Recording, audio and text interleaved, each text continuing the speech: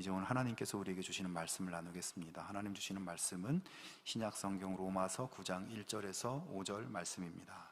다 같이 일어나서 하나님의 말씀을 경청하겠습니다. 하나님 말씀을 봉독하겠습니다. 내가 그리스도 안에서 참말을 하고 거짓말을 아니하노라. 나에게 큰 근심이 있는 것과 마음에 그치지 않는 고통이 있는 것을 내 양심이 성령 안에서 나와 더불어 증언하노니, 나의 형제 곧 고륙의 친척을 위하여 내 자신이 저주를 받아 그리스도에게서 끊어질지라도 원하는 바로라. 그들은 이스라엘 사람이라. 그들에게는 양자됨과 영광과 언약들과 율법을 세우신 것과 예배와 약속들이 있고, 조상들도 그들의 것이요 육신으로 하면 그리스도가 그들에게서 나셨으니 그는 만물 위에 계셔서 세세의 찬양을 받으실 하나님이시니라. 아멘. 이 말씀은 하나님의 말씀입니다. 아멘. 네, 아주 유명한 어떤 화가가 있었습니다. 그를 따르는 제자들도 많이 있었는데요. 하루는 이 화가가 작업실에서 예수님의 얼굴을 그리는 작업을 하고 있었습니다. 예수님의 얼굴을 그리는 그런 참 중요한 작업을 하고 있었기 때문에 그 작업실 안은 정말 숨소리도 들릴까 말까 하는 그러한 고요 속에서 화가는 예수님의 얼굴을 그리는 작업에 혼신의 힘을 다해서 자신의 영감을 쏟아부어서 그림에 몰두하고 있었습니다. 네, 뒤편에 저 아이 좀 나갈 수 있도록 도와주시면 좋겠습니다.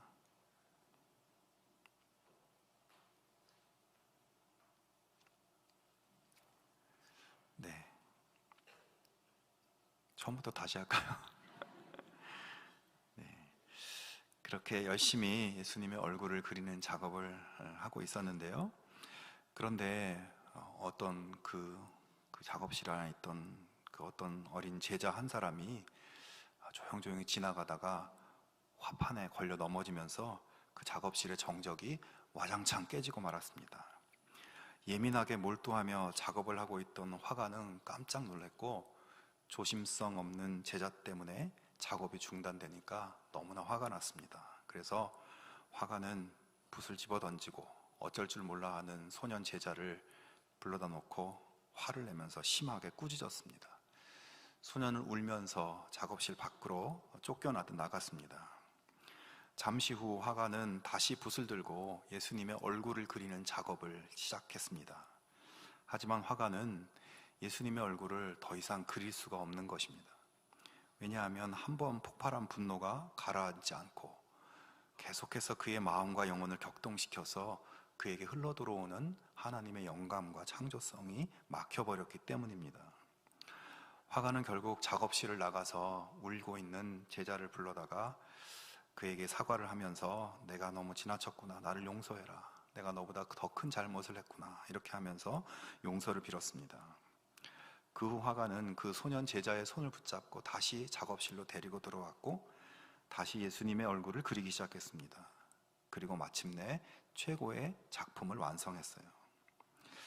저는 이 짧은 이야기를 보면서 우리 그리스도인들도 생활 속에서 예수님을 그려가는 저 화가와 같다는 그런 생각을 해보았습니다. 여러분, 우리는 우리의 삶이라는 도화지에 거룩한 붓을 들고 예수님의 얼굴, 예수님의 성품, 또 예수님의 삶을 우리의 삶의 화판에 그려가는 예수님의 화가인 것입니다.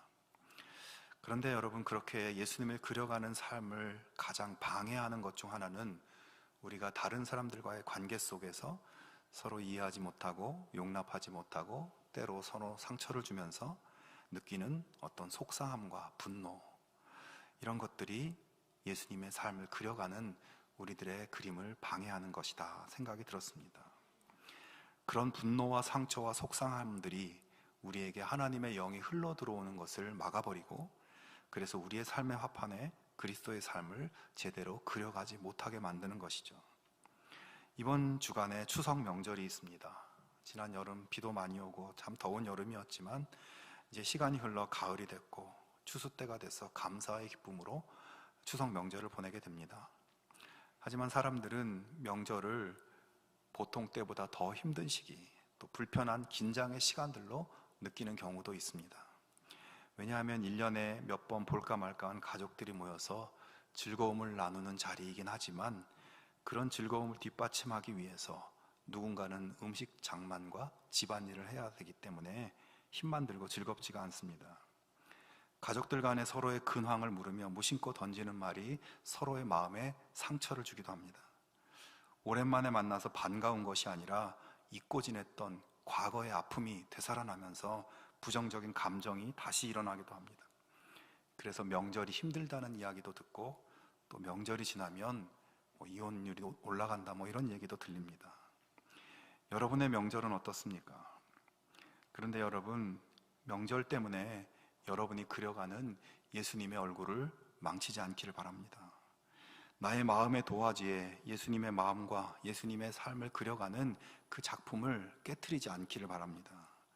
화가 나는 일이 생기고 상처 주는 말이 날라와도 그것들에 격동하거나 노하지 말고 예수님의 평안과 예수님의 넉넉한 마음을 계속 그려갈 수 있기를 주님의 이름으로 축원합니다. 원수 마귀는 우리의 삶에 평정심을 깨트리고 우리가 화를 내게 만들고 그런 분위기에 휩쓸려서 결국 예수님의 삶을 그려내지 못하도록 하기 위해서 활동하고 있고 이번 명절에도 그렇게 활동할 것입니다. 그런 마귀의 의도에 넘어가지 말고 어떤 일이 다가와도 예수님의 마음을 품고 내가 좀 더 이해하고 흘려보낼 것은 흘려보내고 받을 것을 은혜로 받고 그렇게 지혜롭게 이번 한 주간을 보내는 우리 모두가 될 수 있기를 바랍니다. 여러분, 여러분의 그런 수고와 인내와 노력이 결코 헛되지 않을 것입니다. 하나님께서 우리의 진심을 알아주실 것이며 우리의 수고를 하나님이 갚아주실 것입니다. 그리고 우리의 모습을 통해서 믿지 않는 가족들이 혹시 있다면 그들도 우리의 모습 통해서 나도 교회 한번 가봐야 되겠다 그런 마음이 싹 트게 될 것입니다. 예수님의 화평이 나를 통해서 사람들에게 흘러나가는, 그래서 용서와 화해의 그림이 완성될 것입니다. 여러분의 삶에 그런 은혜가 충만하게 넘치기를 주님의 이름으로 축원합니다. 오늘의 본문 말씀은 사도 바울에게 큰 근심과 고통이 있다는 것을 이야기합니다. 본문 1절에서 바울은 나에게 큰 근심이 있는 것과 마음에 그치지 않는 고통이 있다 이렇게 고백하고 있는데, 여기서 큰 근심과 마음의 고통, 같은 의미의 어휘를 반복해서 쓰고 있습니다. 그래서 정말 그 마음에 굉장히 큰 고민과 걱정과 그 걱정 때문에 고통하고 있다는 것을 알 수 있습니다. 바울이 지금 이렇게 고통스럽게 근심하는 문제는 무엇일까요? 초대교회에서 바울의 역할은 원래 이방인들에게 복음을 전하는 일이었어요. 그래서 그는 이스라엘 지역이 아니라 소아시아 지역, 지금의 터키 땅인데요, 이 소아시아 지역과 유럽을 다니면서 그 땅에서 우상을 섬기고 하나님을 알지 못하는 사람들에게 복음을 전하고, 그래서 그들이 복음을 받아들이고 구원받는 사람들이 많아지고 교회가 세워지면서 하나님의 선교의 역사가 아름다운 열매로 맺혀지기 시작합니다. 바울의 선교 사역은 굉장히 성공적으로 진행되었어요. 그런데 문제는 바울의 동족인 유대인들이었습니다. 하나님에 대해서 전혀 모르는 이방인들은 지금 예수님을 믿고 하나님께 돌아오고 하나님의 자녀가 되는 복음의 역사가 이방인들에게 활기차게 벌어지고 있는데, 예수님을 십자가에 못 박아 죽인 유대인들은 여전히 교만하고 완악하고 복음을 받아들이지 않고 심지어는 예수님 믿는 사람들을 배척하고 핍박하고 죽이기까지 했습니다. 바울은 그렇게 하고 있는 자기 동족들을 보면서 이 민족이 이렇게 끝까지 회개하지 않고 예수님을 믿지 않고 이러다가 정말 구원받지 못하게 되는 것이 아닌가, 구원의 기회를 이 유대 민족만 놓쳐버리는 것이 아닌가 하는 걱정이 많았고, 그 걱정은 큰 근심으로 쌓이고 쌓여서 고통스럽게 여겨지고 있었던 것입니다. 성도 여러분, 왜 하나님을 전혀 몰랐던 이방인들은 복음을 받아들이는데 하나님을 이미 잘 알고 있는 이스라엘 사람들은 하나님이 보내신 아들을 받아들이지 못하고 그토록 복음을 거절하고 있는 것일까요? 사실 바울도 그것이 잘 이해가 되질 않았습니다. 오늘 본문 4절과 5절에 보면 이런 말씀이 있습니다. 그들은 이스라엘 사람이라 양자됨과 영광과 언약들과 율법을 세우신 것과 예배와 약속들이 있고 조상들도 그들의 것이요 육신으로 하면 그리스도가 그들에게 나셨다라고 말씀합니다. 자, 이 말씀들은 이스라엘 백성들이 하나님께 받은 특별한 은혜, 특권들을 설명하고 있는 말씀이에요. 먼저 이스라엘은 양자됨의 특권이 있었다는 것입니다. 여기서 양자됨의 특권은 하나님의 자녀로서의 신분을 그들에게 주셨다는 것이에요. 출애굽기 4장 22절에 하나님께서 모세에게 이런 말씀을 하십니다. 너는 바로에게 이르기를 여호와의 말씀에 이스라엘은 내 아들 내 장자라. 내가 네게 이르기를 내 아들을 보내주어 나를 섬기게 하라. 자, 이스라엘은 나의 장자다, 내 아들이다. 하나님이 이렇게 말씀하시죠. 그런데 당시 이스라엘 백성들은 세계에서 가장 천하고 가장 밑바닥인 노예들이었습니다.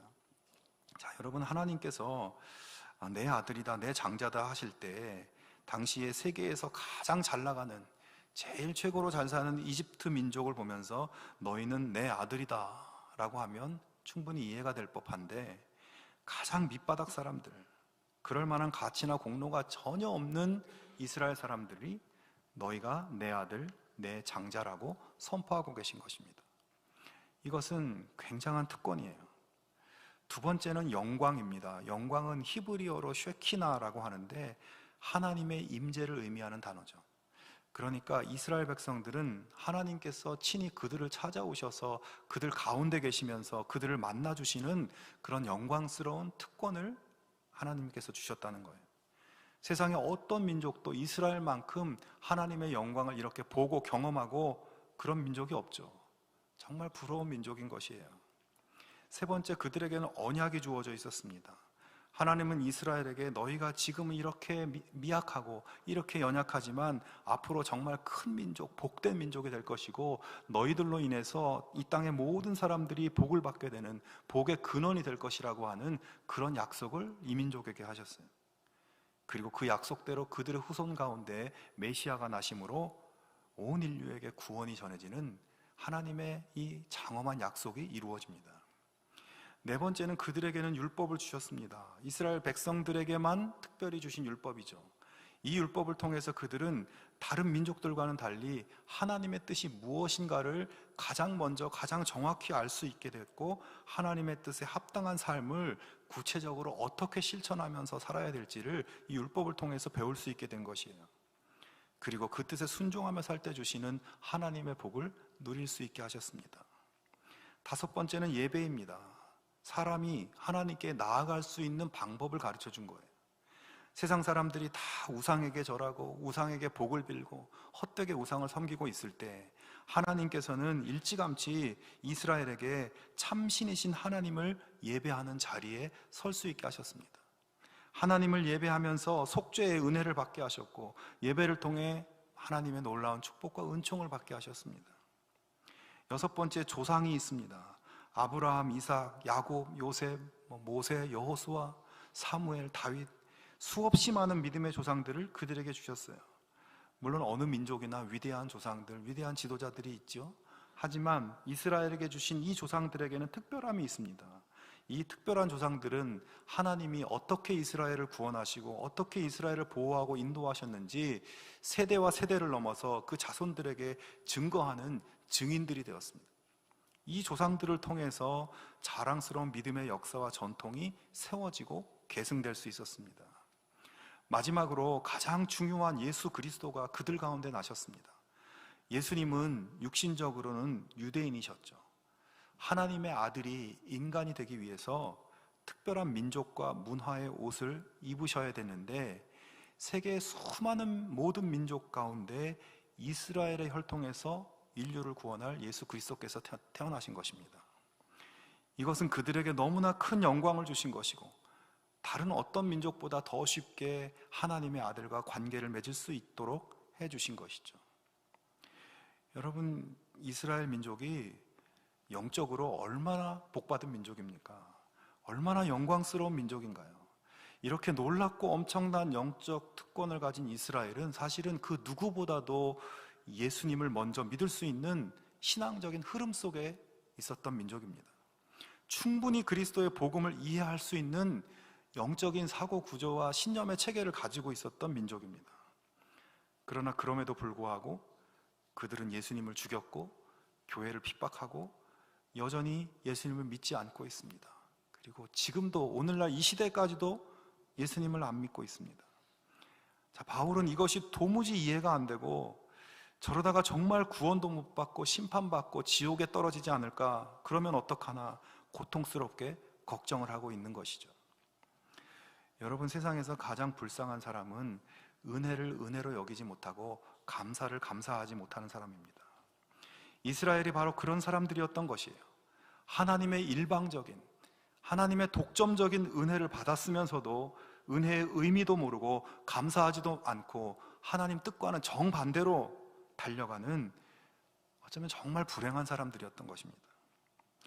사랑하는 여러분, 오늘 이 말씀을 보면서 이 유대인들을 보면서 혹시 내가 저 유대인과 같은 모습이 있지 않은가 돌아볼 수 있으면 좋겠습니다. 내가 받은 은혜가 많은데도 은혜가 은혜인지 모르고 은혜를 망각하고 은혜에서 멀어진 삶을 살고 있지 않은지, 여러분, 우리 자신을 한번 점검해 보기 바랍니다. 여러분, 여러분이 하나님의 자녀가 되어서 지금 이 예배당에 나와 앉아 있는 것이 하나님께 엄청난 특권과 은혜를 받은 것입니다. 여러분, 여기 아무나 올 수 있는 것이 아니에요. 하나님이 부르셔서 하나님께서 여기 앉혀주신 거예요. 이스라엘은 그것을 몰랐고 그러다가 망했습니다. 내 옆에 믿음의 사람들을 보내주시고 만나게 하신 것이 은혜이고, 내가 믿음의 부모님을 만난 것이 은혜이고 특권입니다. 전혀 하나님 자녀 될 자격이 없는데 나를 자녀 삼아 주신 것이 하나님 은혜이고 특권이고, 만왕의 왕이신 하나님의 아들이고 하나님의 딸이 돼서 오늘 이 땅을 살아나가고 하나님의 보호를 받으며 살아가는 것이 하나님의 은혜고 특권입니다. 여러분, 우리가 이런 은혜와 특권을 잊어버리고 살면 결국 하나님께 말할 수 없는 탄식을 안겨드리는 것이고 걱정거리, 골칫거리 자식이 되는 것이에요. 유대인들처럼 하나님의 걱정거리가 되어서는 안 되지 않겠습니까? 사랑하는 여러분, 우리가 받은 은혜를 헤아려 볼 수 있기를 바랍니다. 그 하나님의 은혜와 특권을 감사하고 하나님 자녀의 복된 삶을 여러분 살아가실 수 있기를 바랍니다. 주님의 기쁨이고 주님의 자랑이며 주님의 영광이 되는 하나님 자녀들이 다 되실 수 있기를 주님의 이름으로 축원합니다. 자, 그런데 여러분, 바울이 이렇게 자기 민족의 구원을 고통스러운 마음으로 걱정을 하고 있는데, 이 성경에 나오는 바울의 이야기를 쭉 읽어보면 바울이 이렇게까지 자기 민족의 구원을 걱정할 필요가 있는가, 이런 질문이 생깁니다. 왜냐하면 바울은 평생 동안 자기 동족에게 엄청난 고통을 당했기 때문입니다. 물론 바울이 이방인 선교를 위해 사역하면서 이방인들한테도 많은 핍박을 받기는 했습니다만, 그래도 그들 가운데 많은 사람들이 회개하고 복음을 믿고 구원받는 그런 복음의 역사들이 나타났어요. 자, 그런데 문제는 바울이 가는 곳마다 그를 괴롭히고 핍박하고 죽이려고 테러를 가하고 하는 사람들이 대부분 동족인 유대인들이었다는 것입니다. 그들은 정말 바울이 가는 곳이라면 지구 끝까지 쫓아가려고 했어요.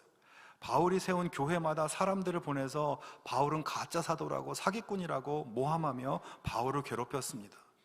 그게 제대로 안 되니까 아예 돌로 쳐 죽이려고 하고 지역에 힘 있는 사람들을 동원해서 권력의 힘을 빌어서 바울을 죽이려고도 했습니다. 말도 안 되는 죄목으로 고발해서 체포되도록 하고, 또 로마 총독이 그를 처리를 하지 않으니까 폭동을 일으켜서 총독을 압박해서 바울을 사형에 처하게 하려고 했습니다. 하다 안 되니까 아예 결사대를 조직해서 바울이 압송되어 가는 길에 숨어 있다가 바울을 죽이겠다는 계획을 세우고 그것을 실행하려고 했습니다. 바울의 모든 사역과 일생에서 사사건건 박해를 가한 사람들은 이방인들이 아니라 자기 동족인 유대인들이었습니다. 여러분, 아무리 동족이라도 이 정도면 그들이 구원받든지 말든지 나랑 무슨 상관이냐, 그런 마음 들지 않겠습니까? 저 사람들은 동족이 아니라 원수다, 원수.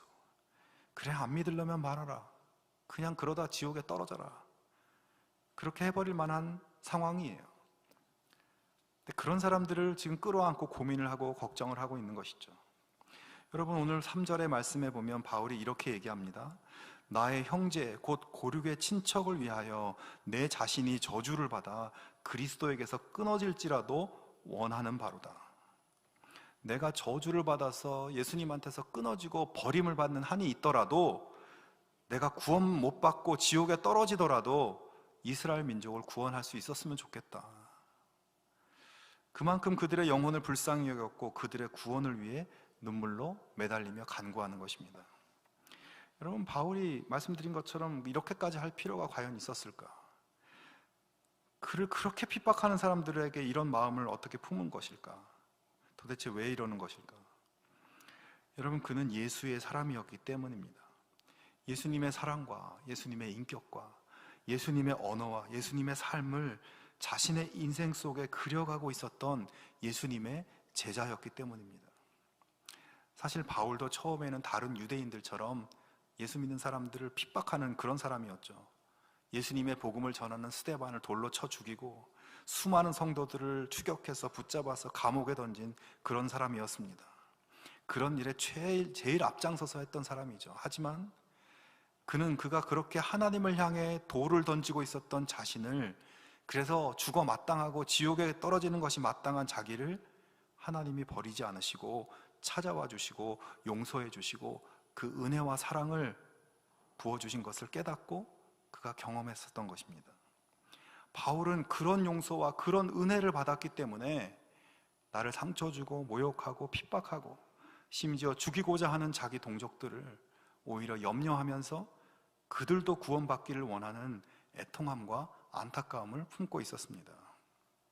그는 자기를 채찍질하고 못 박은 사람들을 불쌍히 여기실 뿐만 아니라 저들이 자기가 하는 것을 알지 못한다고 하면서 저들의 죄를 사해달라고 기도하시는 예수님의 마음을 똑같이 품었습니다. 그리고 그 예수님이 지금도 여전히 자기를 핍박하고 교회를 핍박하는 그 유대인들을 예수님이 사랑하시고 예수님은 그들을 위해서도 목숨을 버리셨다는 것을 마음에 새기고 예수님이 그들을 사랑하시니 나도 그들을 사랑해야 되겠다 결단을 가지고 예수님의 뒤를 따라가고 있었던 것입니다. 여러분, 이 시간 무엇보다 먼저 죄와 사망 가운데 있던 우리를 무조건적인 은혜로 구원해 주신 예수님의 놀라운 사랑과 용서를 마음에 다시 새겨볼 수 있기를 바랍니다.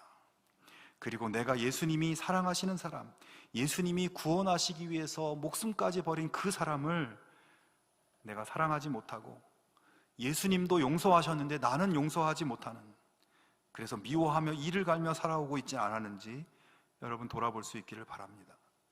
주님께로부터 10,000달란트를 탕감받았으면서도 나에게 100데나리온 빚진 사람을 용서하지 못하는 그런 삶을 우리가 지금 살고 있지는 않은지 돌아볼 수 있기를 바랍니다.